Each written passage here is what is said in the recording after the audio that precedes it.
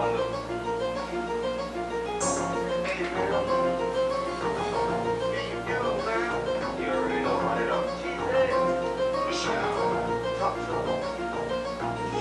for it, hustle hard, and then we motivate. Take a chance to take a risk, shit we supposed to take. Million viewers on the brain, that shit don't sound bad. Milk and cheese and milk, welcome to the podcast. Look into it. Welcome to the podcast. Million views, welcome to the podcast. Million views, welcome to the podcast. Million views, welcome to the million views podcast. Welcome to the podcast. Million views, welcome to the podcast. Million views, welcome to the podcast.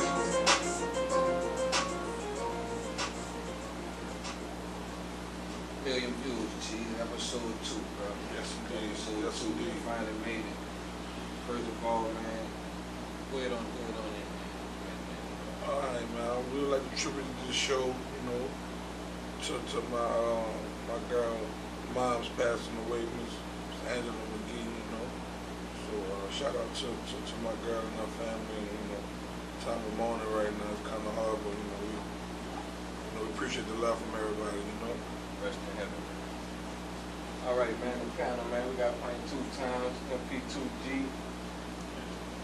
Got a special guest with us today, Mr. Very Tony special. Converse. Good evening. No, Thank Mr. y'all for having me. Mr. Touchdown Tony Converse himself. Touchdown Tony, man.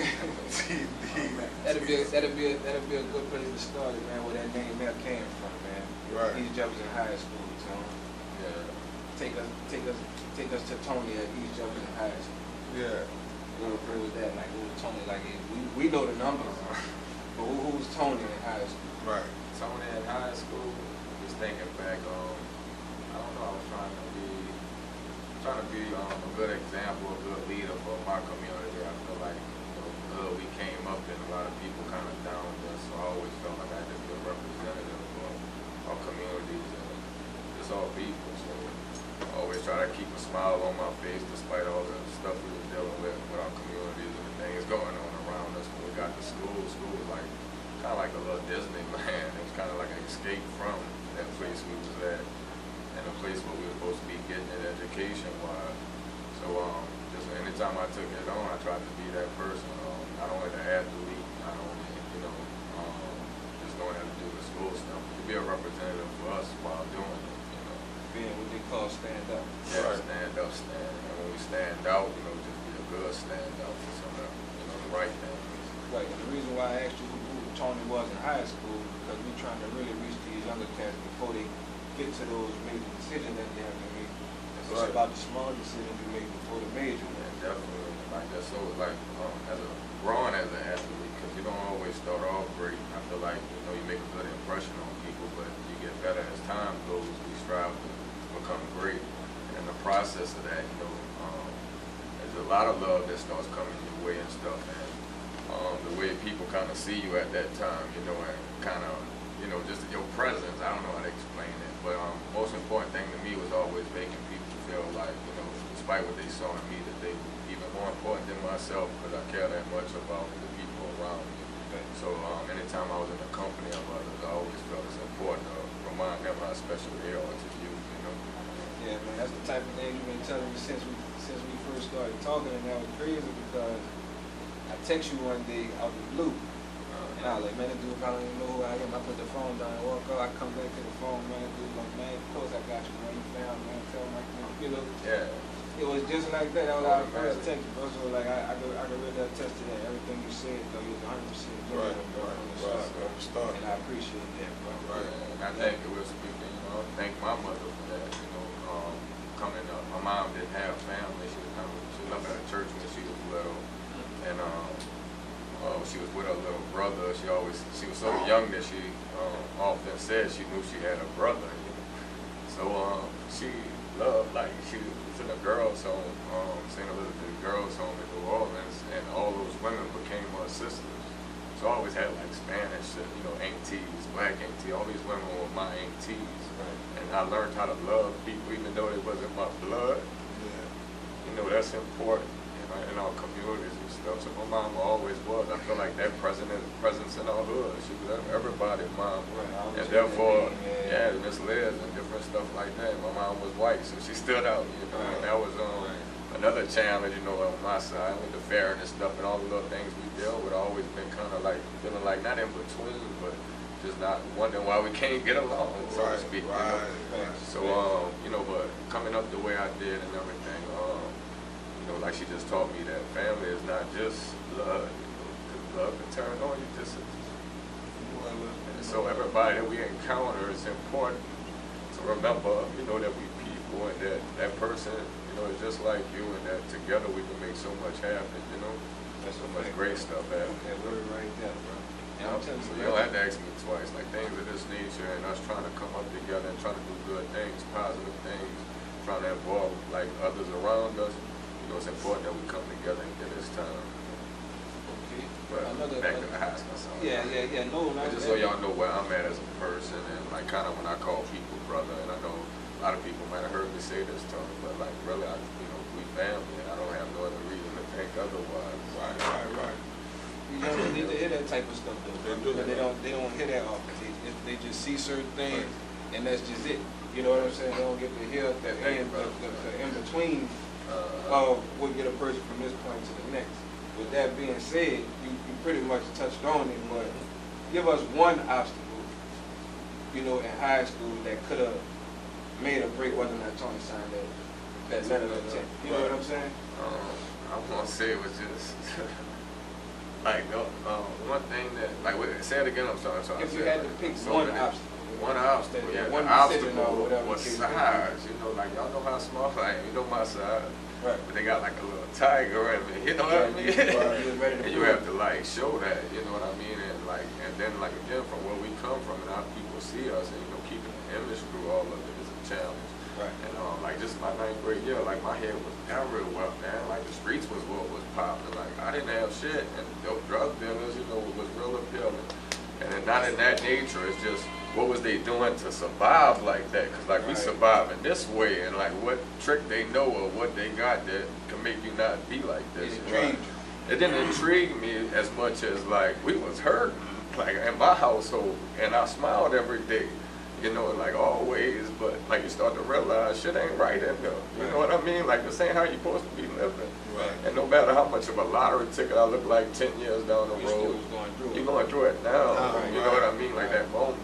And so those things you get kind of caught up in. So that's kind of like the hardest thing for me was saying, okay, despite my size, I do have a talent. I can be great at everything. I don't want to be great at these streets. You know what I mean? Right. I want to be great at something. And if they telling me football is the thing or the sport thing gonna be the thing, because I think I got a brain in my head and I can come up with some other things. They got a lot of shit out there. Right. But right now, I'm just kind of, I see this and this, you know, and I think this would be the safer one. I think that was a choice I had to make early. And that I made that, you know, I was going to put football before the streets. You know what I mean? Even though the streets was a part of my life, I had the streets before football at a point.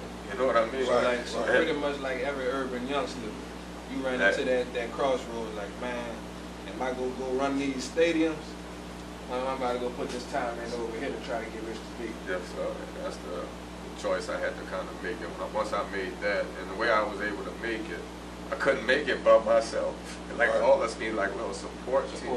And a little idea I came up with was when I talked to my brothers, I said, you my brother, but I want you to know you really my brother. And if you think anything of me, if you think my talent is special, if you see something in me, you could be my brother today, and together, if we use your talent too, we're going to hit that bullseye. We're going to hit that bullseye. I'll hit it by myself. It's a good chance. You look at me now, and my chance is pretty fucking good. But how good is yours? And if you start looking at that, we put them together, we're going to hit that bitch, man. And with that attitude, man, you can't lose like more arrows in the quiver attitude. You know what I mean? And that idea, so that's what I started clinging to when I told people that, and they'd be like, yeah, and I could see that they really cling to whether they believe in my talent now, and they really, like that pact we made me like stronger at pushing the shit to the side and trying to stay focused on that target. And I think it eventually kind of broke me to a little, you know? I mean, with that being said, though, I wanted to elaborate on what you're saying. Because what you're saying is, number one, as a young man, especially going through what you were going through. Like I say, our family go way back, so I know what you were going through, right? So it's one thing to be made that decision, you know what, I'm going to go right. You know, I'm going to go without another 3-4 years because I know once I get to this level, it's going to be better. Okay, you make that hard decision, and they got a lot of cats. As soon as they make that decision, they hit a stumbling block. They might not be TBTC. Yeah. You see what I'm saying? Yeah, they're not showing that talent and that nature. Right. He's not shining. You see what I'm saying? Yeah. So he gonna get discouraged again. But he need that extra motivation, that support system. well, what I would tell them is, like, at that point, because like when coming on, like I did 12 years and I still had a football dream. Yeah, we're gonna get to that. I had a football dream, you know, I'm skipping ahead, but I had a football dream and I had to think, like, when I get out, I'm gonna get out at 30, these people said I'm gonna get out at damn near 40, I ain't finna play no ball, but I wake up every morning and fucking train, like, if they cut me loose today, I'm gonna do it. You're prepared. I was prepared, and that preparedness, I feel like when I hit the streets, like I was on TV 3 days later with the Voodoo. Who do that shit? You know what I mean? So some of these little tricks, and I ain't get nowhere with it. I didn't play or nothing. You know, I had my practices. I shined at practices. I should have played. For whatever reasons I didn't or whatever, I couldn't be mad. I had the opportunity, and it also put me in a direction I wanted to be in. Right. If you love like music, and if you just helping with these wires, eventually, you know, you somewhere where you want to be around. You might not be that rapper, but you helping with the equipment and stuff. Right, and you right. around those people every day, put you in that atmosphere where you could be happy and you still getting your money. Right. And who knows what's gonna come from there, you know? Great point, bro. Got anything for him? Y'all touched on basically everything I So wanted to know. just hanging with just meaning that from the football aspect, those youngsters that's around it, stay around it, because they got other things that evolve from it. Like they got people that talk about it, they got people that do this, they got so much come from You gotta it. have more than one thing in your sight. Yeah, if you love it, you love it. You can't be mad at the results that's coming from it. If you can't produce no more, if you can hang around it still, if you got love like that, you need to do that. All right. Let's move a little bit further, man. Yeah. Okay. You put up all them crazy numbers. How hard was the recruiting process? At what age, this is important too, I'm sorry. Yeah. At what age did your recruiting process start? It started about like 15, 16, I want to say, and then like you start hearing stuff, you know, people see you, and some of it, you know, people can't communicate with you directly, different stuff. So on the pass by, you can say hey or something, you know. So you start seeing people getting on the letters and stuff start rolling in. You know, again, it's like trying to think of the exact age, you know, but in my high school years, it started around like my freshman, sophomore year, getting the letters and stuff. And but when you start getting into that tough stuff, like around your junior year, when you kind of like becoming kind of friends with them and stuff, and you start to talk to these coaches and getting to know them, and then the next year you start to meet them and stuff, and it's like you build relationships. But that's your junior year, you're able to start verbally speaking with these coaches. Yeah, starting getting a little contact, they're able to call you once in a while, different things of that nature, and you're able to kind of like communicate somewhat, you know. Right. All right. You go through this stages of the process. You get down to, I know you probably had a top 20. Yeah. Not a top 5. Well, like I was, yeah. What it was narrowed down to for you? In my heart, it was just, I was Florida State, like all my life, like pretty much. I like Miami, you know, the Florida schools, so I was kind of fascinated with Florida State for the most part. And the good group I grew up with made us kind of choose which team. So Florida State was my team, so, you know, and that was the team I would like dream of going to. And it was hot at the time. They were, yeah, you know, it's just, again, like the coach that was over that team, the school was about to like lose their football team, and he took over this team, raised them back up, and to me that was always honorable. So to be able to play for a guy like that, Right. you know, so like, yeah, it was just like a dream. So that's what you were drawn to. Yeah. But you end up at Tulane. What's that decision? What makes that decision happen? I went to Nebraska. I took the trip to Nebraska, which was like the hottest team in the country at that time. So if I was gonna go big, I was gonna go big. I couldn't make it to the pros from the biggest school. You know, I could have went to any other school, and I thought Tulane, because Tulane was like at the bottom of the barrel, so to speak, and it was right there in our city. And it just was hard to kind of think that they, you know, didn't have much going for them at the time, you know, and to be right there in our hometown. So the decision was, do I go to like this big old popular team, or do I stay home and kind of like try to rock our city a little bit? And I felt like I could pull that off. So that underdog mentality. To take on the challenge of like having something that's not in the best shape and trying to be that part to it that could make So it. that's something you can identify with more coming from your circumstance. Yeah, when I took that trip to Nebraska, what I learned was it was so great that when I stepped on their campus and stuff, I was a player. Any player that stepped on their campus was a great player. Right.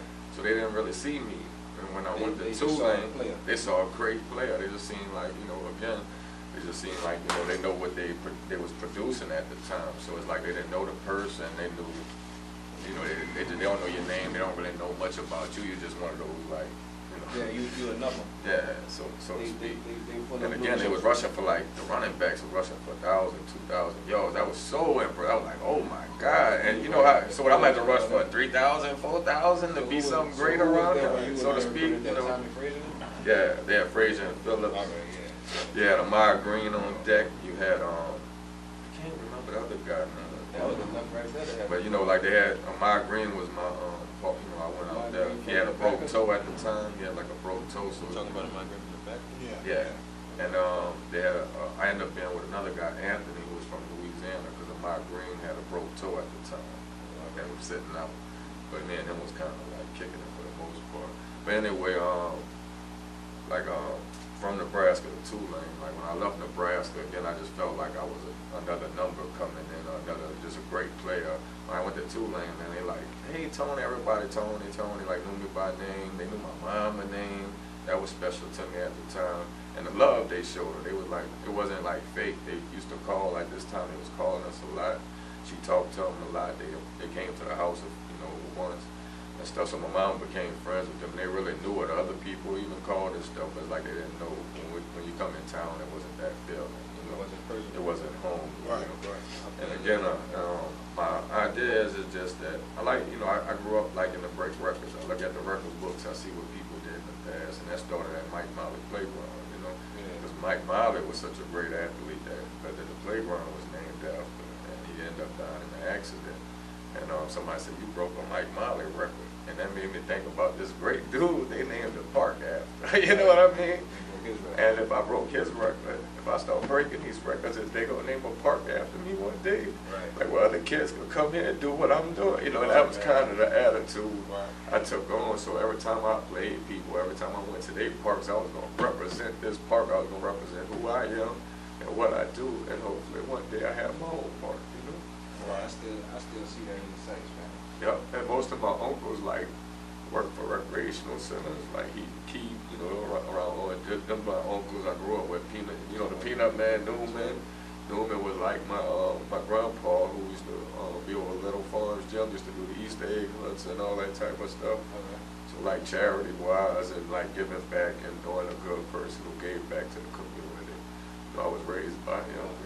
On those type of moments. Yeah, so like those type of things be aside before I reaching back and trying to be the person I see, you know. Yeah, MP, you take it into college, man. I'm sorry, y'all, with all this like take it into the college level, MP. emotional stuff, but I've been a good bit around y'all. How you going? When I was college, I mean, you know, I was in that era, so I know time of, productivity, even put out. We're looking at these phenomenal stats over there, what we got over there, Mike, what we got? So his freshman year, he played 11 games. His sophomore year, he played 12 games. And his junior year, he played 7. Well, what made you play 7 games in your junior year? But the junior year was kind of the coach change. That was after our undefeated season. A lot of players had a lot of success. We had a lot of, our seniors went to the league, got opportunities out there. Sean King was a big name, a big brother. Yeah, went to the Bucks and did good. Like a lot of people dispersed that year, and the coaching staff as well. They ended up going to Clemson University, and that was real tough, because part of the agreement, not agreement, I don't want to say it like that, but like, you know how when you talk to a person, you be like, these coaches, these big name coaches come in there. It was Rich Rodriguez, it was Burton Brothers, it was Tommy Bowden. And these three like powerful coaches, and to be in my room, be in our living room talking to little me was like a great feeling. And I had these people telling me about this plan on how we could go undefeated. And I believed them, I seen it, and I seen how valuable a piece I could be to this and make this stuff happen. And the whole process, recruiting-wise, everything, because everybody was looking at me to go to Nebraska. And if I turn down Nebraska right now and go to Tulane, you know what I mean? But they're going to be like, what the fuck, or something like that. And what you believe in here, I want to know. And if I get the opportunity to tell them what I see or what I believe, And so I agree with it and agreed to the, with the coaches and stuff. And I seen that dream, but I just knew that, what if we go undefeated this year? What if we luck up and do it the first year? Yeah, but speaking of that undefeated season, was that 99? That was 98. 98. 98. Yeah, we didn't go undefeated